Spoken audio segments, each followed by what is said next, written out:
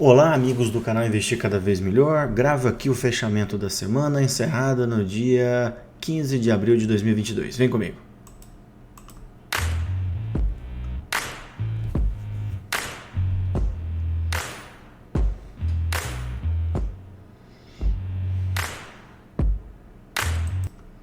Aquilo que a gente comenta, né, que esse vídeo tem apenas um caráter educacional. O que a gente vai falar hoje no vídeo?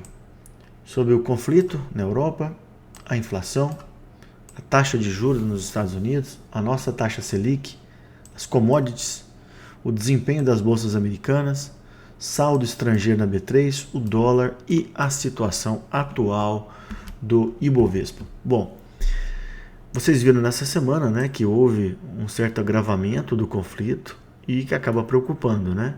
As commodities a gente vai comentar que teve um aumento durante a semana e que em relação ao conflito, né, a gente poderia ter uma trégua, mas infelizmente o que a gente está vendo é o agravamento e isso pode ter consequências no mercado financeiro.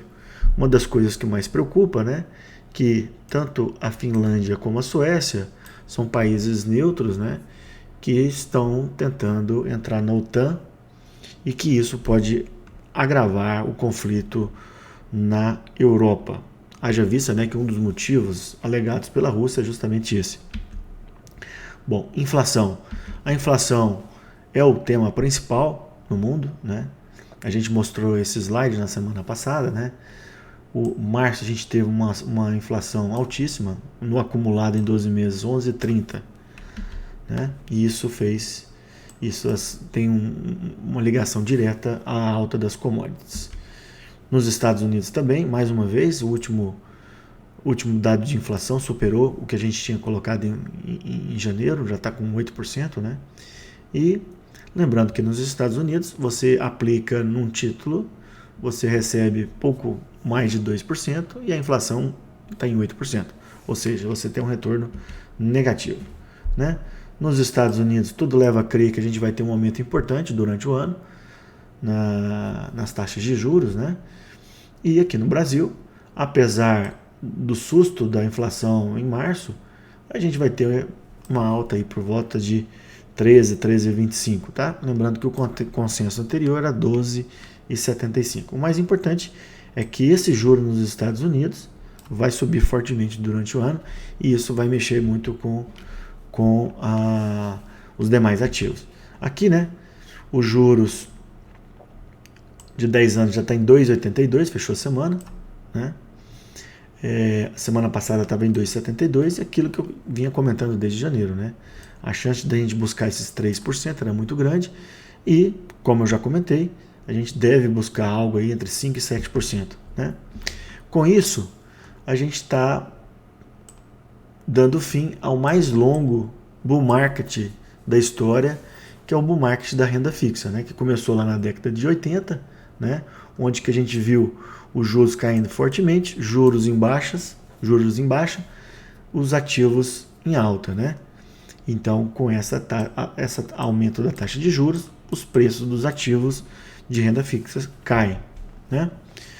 Eu gravei essa aula de fundos imobiliários, está bem legal para quem tiver interesse, já está no site. Bom, e a nossa Selic? Aquilo, antes 12,75, a gente acredita, o mercado acredita que a gente vai ficar em torno de 13,25. O mais importante é que a gente está muito perto desse topo, né? E a gente tem que aproveitar isso, né? Então aqui, nessa semana, houve um certo estresse no mercado, né? E as taxas pré-fixadas voltaram acima de 12%. As ligadas à inflação também bateram aí, 5,63%, tá? Então eu acredito que é um bom momento para a gente comprar os ativos de renda fixa no Brasil, né? E por que houve esse aumento, né, da taxa de juros, né? Com a queda dos valores unitários, aquilo que a gente sempre mostra. Olha os juros futuros. Apesar da Selic ter ficado estável, os juros futuros nos últimos dias praticamente subiu 1%. Aumento de juro, queda nos títulos, tá? Essa aula também eu gravei de como montar uma carteira, está no nosso site, bem legal. Vamos falar sobre as commodities. Bom, ouro uma pequena alta nessa semana, né? Eu acredito, isso eu já venho mostrando isso aqui já de maneira insistente, porque historicamente o aumento de juros nos Estados Unidos faz com que o ouro ceda de valor, né? Eu acredito que nesse primeiro momento isso não vai acontecer, porque a gente viu que ainda os títulos ainda estão dando retorno negativo. A partir do momento que realmente as taxas de juros nos Estados Unidos aumentarem fortemente, o ouro pode se desvalorizar. Nesse momento, eu acho que o ouro é um ativo bastante interessante da gente ter em carteira, né? Petróleo teve uma alta significativa, né, de 104 para 111. Lembrando que na semana retrasada os Estados Unidos liberou a reserva estratégica, né, isso cedeu um pouco o petróleo, porém com o acirramento do conflito na Europa, isso piorou, né? E num relatório recente do JP Morgan, ele comenta que as commodities ainda podem subir muito, especialmente se a guerra não ceder, e também vários investidores estão apostando nas commodities, né? Essa maior demanda faz com que os preços aumentem, né? Novidade da Petrobras, né? A gente tem um novo presidente, segundo analistas é um cara técnico, que provavelmente não vai mudar na política de preços, o que favorece a empresa, né, os acionistas da empresa, né? E uma curiosidade, né? Olha aqui, a semana passada a Petrobras, a PN, fechou em 34,29 e esse ano essa semana 31. Por que disso? Por causa da distribuição de dividendos. Sempre quando a empresa distribui dividendos, aquele valor é descontado da empresa na data ex-dividendos, né? A soja, após formar aquelas duas barras fortes que eu comentei na semana passada, né? A gente está num momento de indefinição, né? Ela pode subir, romper o topo e progredir em alta, porém ela pode ceder. Eu acredito que a soja deva ficar nesse patamar mais alto. O trigo voltou a subir, né? Aqui é o meu site, para aqueles que não conhecem, se inscrevam. Vários assuntos interessantes, imposto de renda, fundos imobiliários e aqui meus livros disponíveis na Amazon. Bom, vamos ver como é que aconteceu as bolsas nos Estados Unidos. Bom, a Nasdaq, a gente teve uma queda, né, na semana passada, uma queda pequena. O Dow Jones também em queda, mas a gente volta a insistir, né? No curto prazo, a gente está numa tendência de alta pelo gráfico diário das bolsas americanas, né? Aqui o S&P, também a mesma coisa, um pivô de alta, está recuando. Como a gente chegou aqui nesse limite aqui, o mais provável é que a gente volta a subir. Obviamente, eu acredito que a guerra ela vai ditar os próximos passos da bolsa americana. Ou a gente testar o fundo aqui, que foi feito em fevereiro, ou a gente voltar a subir, tá? Então lembrando, nós estamos aqui por volta no S&P, né? Por volta de 4.300, a gente tem um fundo em 4.100 e o máximo por volta de 4.800. Enquanto a gente não caminhar para um dos lados, a gente vai ficar nisso, sobe, cai e tal. Eu acredito que o mais provável é a gente continuar em alta, exceto uma piora da guerra na Europa, tá? Eu já mostrei isso aqui para vocês também, né?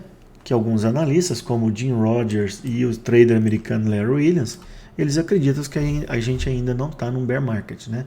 A gente teve uma correção no primeiro trimestre do ano, mas que a gente deve continuar em alta nesse ano. Inclusive o Larry Williams, ele acredita que a gente deve ter um recuo aí no meio do ano, para depois, no segundo semestre, a gente fazer um rally de alta, né?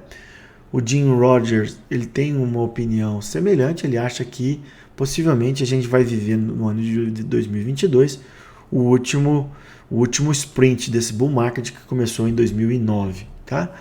E aquilo que a gente vem batendo na tecla, né, insistentemente, que apesar do S&P ter tido essa correção, voltou para a tendência de alta, vários ativos despencaram fortemente. Por exemplo, as ações do Facebook, né, perdeu mais de 50% nesse ano de 2022. E isso aconteceu com várias e várias ações, especialmente do setor de tecnologia. Se a gente recordar os gráficos que eu acabei de mostrar, a gente percebe que o Dow Jones e o S&P estão mais fortes que a Nasdaq, que é a bolsa de tecnologia, né? Bom, saldo estrangeiro na B3.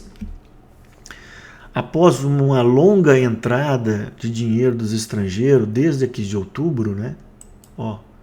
Que foi acelerada nos primeiros 3 meses, a gente vê que no mês de abril os estrangeiros estão tirando dinheiro, tá? Isso pode ter algumas conotações. Primeiro, uma correção natural, uma realização de lucros, né? Várias ações tiveram alta de 30%, 40%, 50%, estão realizando lucro, mas quando a gente começa a ver essa retirada dos estrangeiros, isso pode indicar que a gente está perdendo força no Ibovespa, tá? Geralmente não é uma coisa imediata. Percebam aqui, os estrangeiros começaram a colocar dinheiro em outubro, novembro e dezembro. A bolsa subiu só em janeiro, tá? Então não é porque os estrangeiros estão começando a sair que a bolsa já vai despencar, mas é um fator para a gente ficar esperto, né? Porque é uma mudança, né? Os estrangeiros vinham colocando fortemente dinheiro e agora começou a sair, tá? Dólar no Brasil. Após a longa queda do dólar, né, no ano de 2022, saindo lá de 5,70, 5,80, a gente bateu em 4,60 e está tentando segurar nesse patamar. Eu, particularmente, já falei para vocês algumas vezes, acredito que a gente vai estabilizar em torno disso, né? 4,50, 4,60, e em algum momento a gente vai ter uma alta um pouco mais forte do dólar. O dólar pode cair abaixo dos 4,60? Sim, ele pode acontecer isso, mas não é a minha previsão principal. Por que disso? Lembrem-se que o que fez o dólar subir fortemente, dentre outros fatores, foi o fluxo estrangeiro para B3 e o carry trade, né?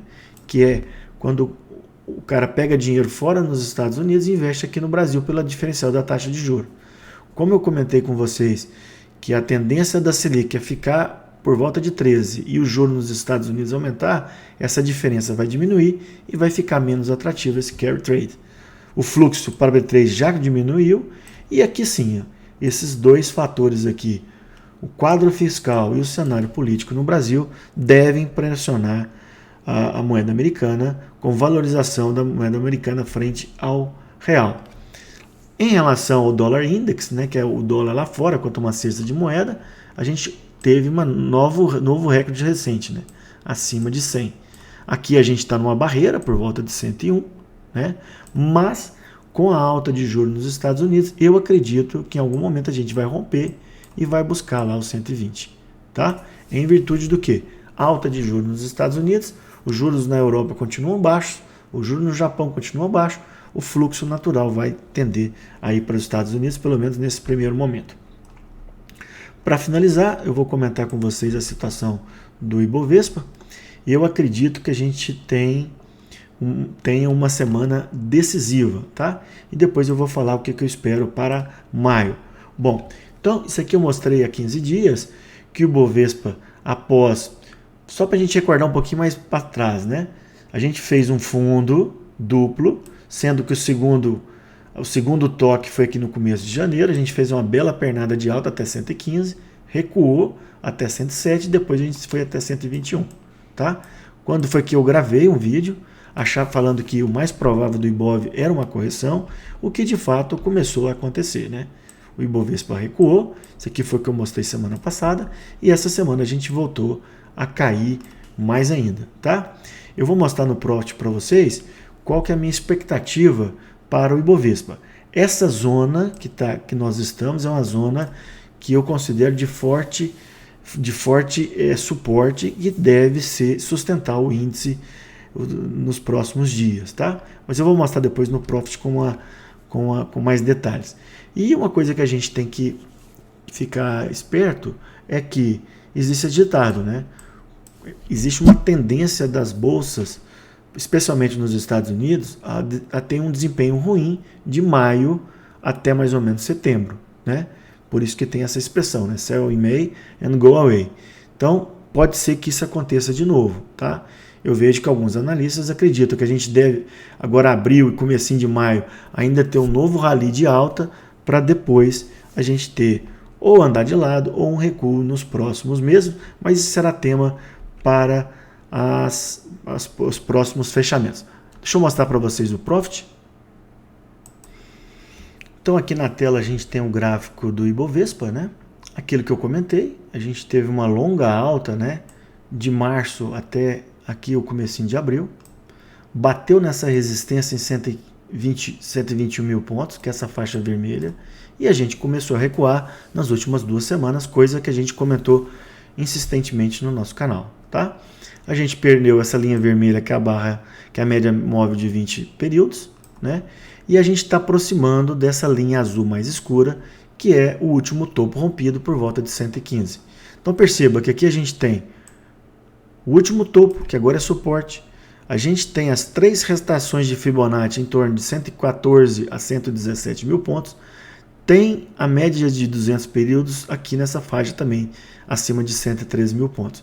Então, na minha opinião e graficamente, eu acredito que o Ibovespa vai se segurar nesse limite e vai tentar voltar à retomada de alta e possivelmente rompendo essa resistência em 120 mil pontos.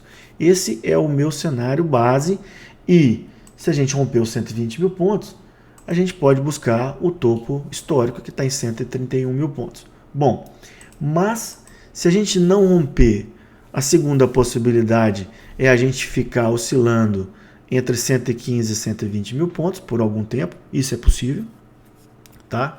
Mas se a gente não se segurar na faixa de 115 mil pontos, isso, segurar que eu falo é em fechamento, ou tiver uma barra negativa fechando abaixo, a gente pode perder essa tendência de alta que foi iniciada em janeiro.